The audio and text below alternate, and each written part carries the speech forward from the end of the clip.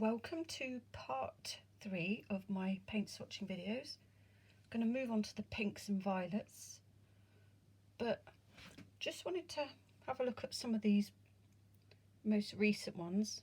You can see the real textures in this MG one, M Graham one, and despite me putting on a couple of glazes of this one last time and only one glaze on this one, look at the difference in tone in that.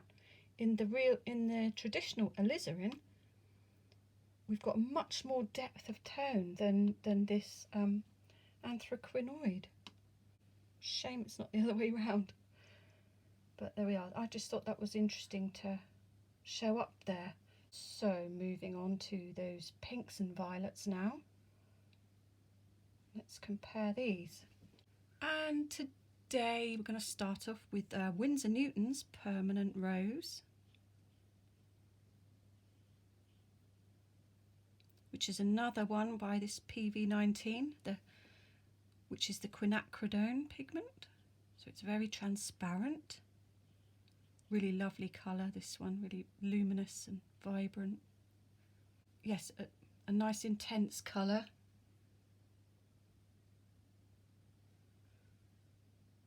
Let's have another glaze on the top.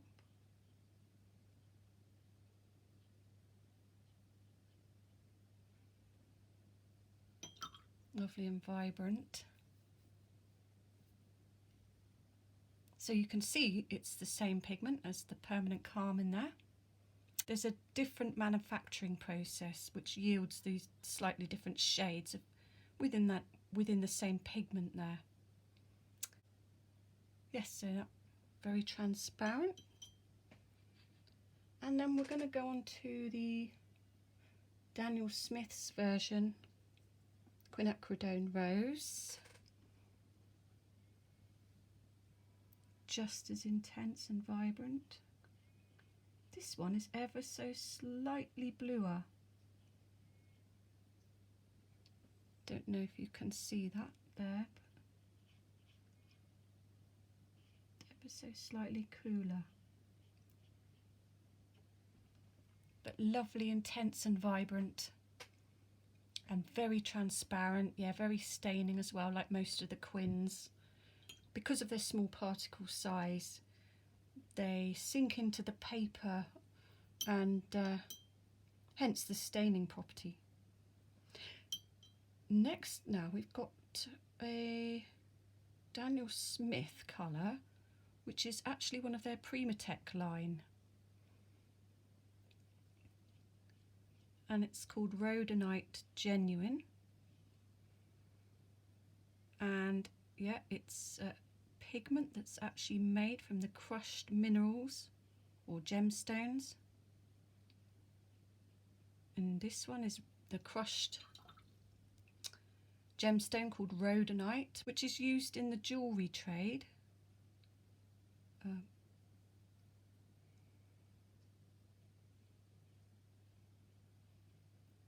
So this one is a soft and dullish rose colour.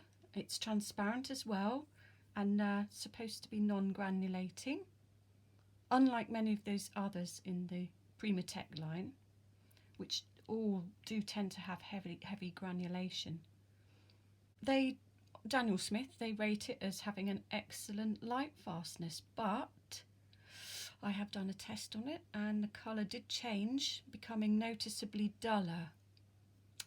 But apparently it's not due to the light or the UV light on it, it's due to the exposure to oxygen that makes it dull. So, interesting. And next we've got another Daniel Smith and Opera Pink, which is the famous Fugitive colour. And yes, this one has the addition of a fluorescent dye, BV10, and it's called Rhodamine B, this dye, and that's what gives this colour its vibrant, luminous, fluorescent look. that vibrancy. And yeah, the BV10 is the fugitive element of this paint, so that will die back when on exposure to a lot of the UV light. That's something to bear in mind. And in light exposure, it will dull back to the underlying pigment there, which is the same as this purple magenta here. And it does have a slight granulation, but ever so slightly, I think. Not too much, but so it's a good glazing colour for botanical art, I think. So yeah, purple magenta by Schminker. Next, I think an essential for a botanical artist, another quinacridone pigment, this one.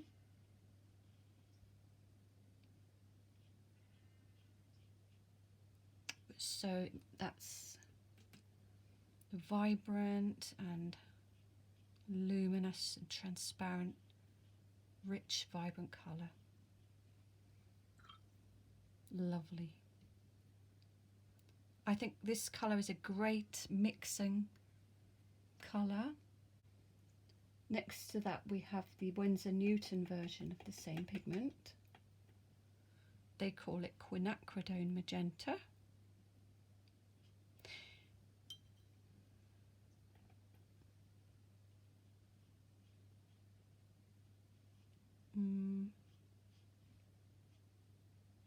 Very similar version. Oh, I'm going off a bit on this one. Oops. I'm at a bit of an awkward angle, so it's quite difficult sometimes. But again, lovely, gorgeous, vibrant colour. Very similar. So either one is just as good as the other, I think. Yes, so again, very transparent, bright for the botanical artist. It's a great mixing colour, perfect for really bright, lovely purples. And if you mix it with a warm blue, say if you mix it with a French ultramarine, you're going to get a lovely purple colour with that. Really good. You can also mix really interesting oranges, say with a yellow colour. And of course it'll be all lovely and transparent. Then next we've got a Daniel Smith called Quinacridone Fuchsia. And oops.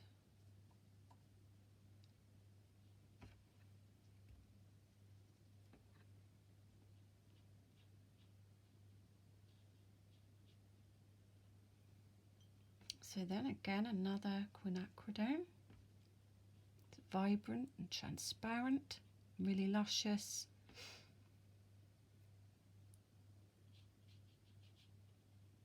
Perhaps not an essential colour, but for a botanical artist, I think all these quinacridones are lovely, just in case. And that's quite a dusky, reddish, but cool colour there. And then we'll go on to the other PR202 pigment. The same there, but this one is the Quinacridone Magenta, again by Daniel Smith. And you'll see it's just slightly cooler version of this one. And a nice dull magenta. I really like this one for painting wild flowers, like say a red clover or flowers like that. Again, it's really vibrant and transparent. So this is the trouble with buying paints, especially for the beginner, which is why it's such a headache. It's because you're getting these same names over the different brands. So yeah, I think it's always best to check the pigment number, because you can't rely on the pigment names to be getting the same colour. So I think for beginners it's best to buy just from the one paint manufacturer to start with. And yeah, definitely stick to one paint manufacturer. Right.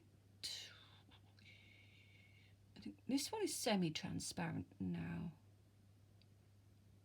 You can see we're getting ever so slightly cooler now as we go along. And now we're going into quinacridone Violet. And this one is by M. Graham's. So we're going to have something really heavily pigmented here. And very vibrant. And as you can see, it's the same pigment. I like this actually because we've got this little cluster of 4 together, and we can really compare how the same pigment creates these different shades. That's really interesting to see, I thought. And yeah, it's a lovely, vibrant, luscious colour. I think it's essential for the Botanical Artist to have, so I do use it quite a lot for wildflowers. And that's an especially pigmented one. The Winsor Newton version is called Permanent Magenta.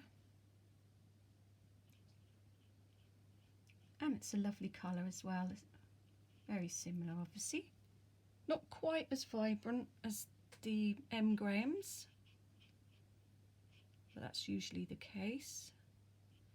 But it's lovely and transparent. Didn't get enough on the brush there. I think I'm ruining my brush a little bit.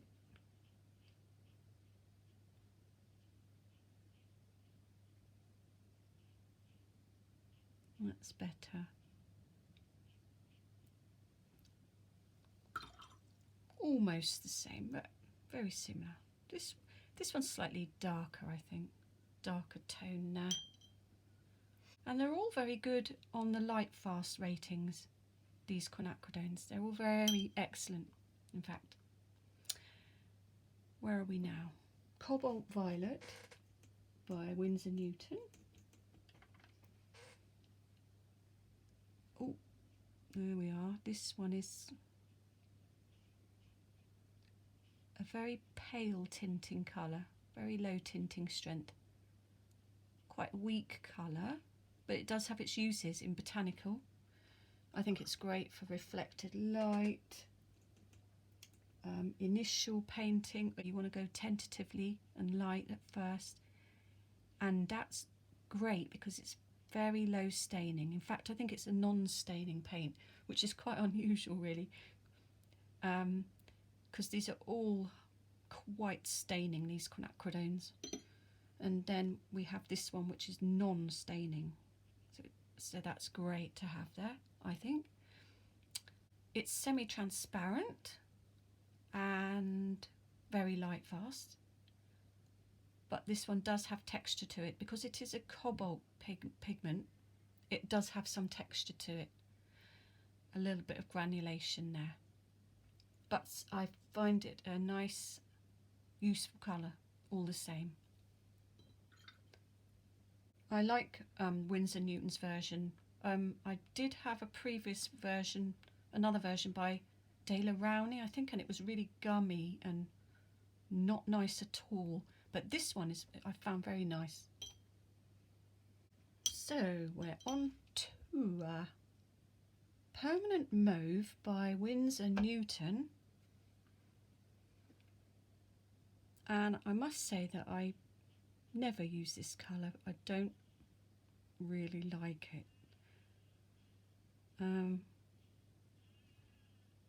It's very textured. Yeah, so it's an inorganic pigment, being made of manganese phosphate. So yeah, inorganic. You can see it's starting to flocculate there, or have some texture in there. And I find this pigment really gummy, not nice to use. I don't think it's a good mixing colour. Maybe okay to use by itself, but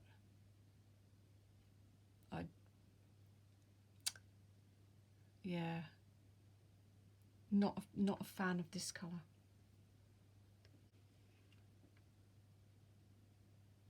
And now here we've got the first of my Holbein pigments, Mineral Violet,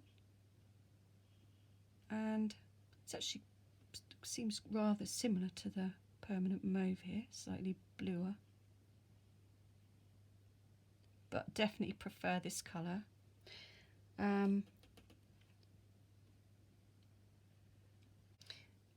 Yes, so it's a reddish violet, I suppose you would call it. You can get some nice dark tones in there,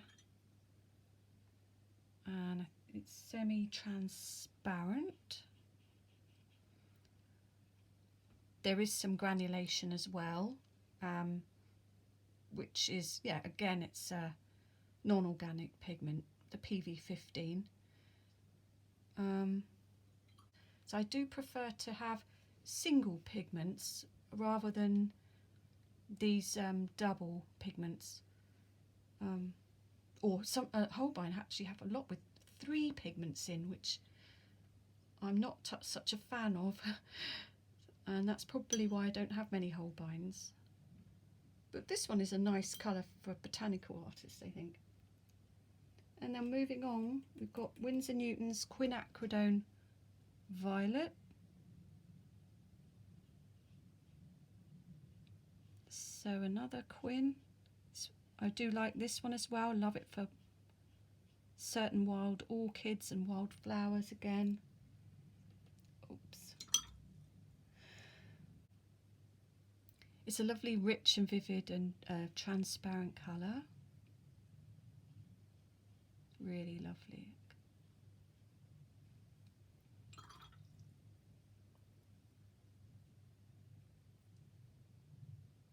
Yeah, very nice colour. I do like this colour, and it's very good light fast, excellent light fast as well. I think it's medium staining, that one. And now we're going to go on to Winsor Newton's PV15 Ultramarine Violet.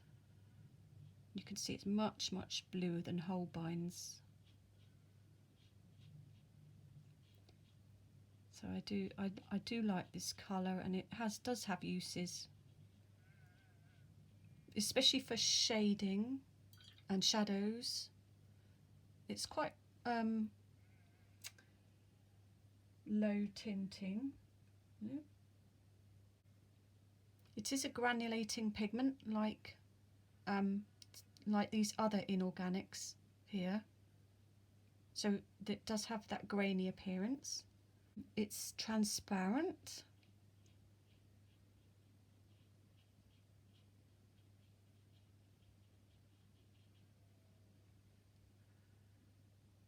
And this pigment is derived from French ultramarine blue, and by heating it chemically, and that's why it has the name ultramarine violet.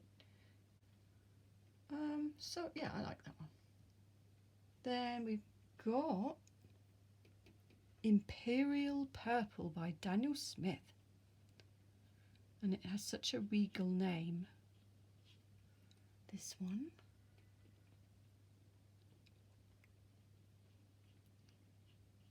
It has such a regal and royal name that you'd think it would be much more of an intense colour. But I do find it slightly on the dull side. As you can see, it's a mixture of the probably quinacridone rose and ultramarine blue. So a dual pigment.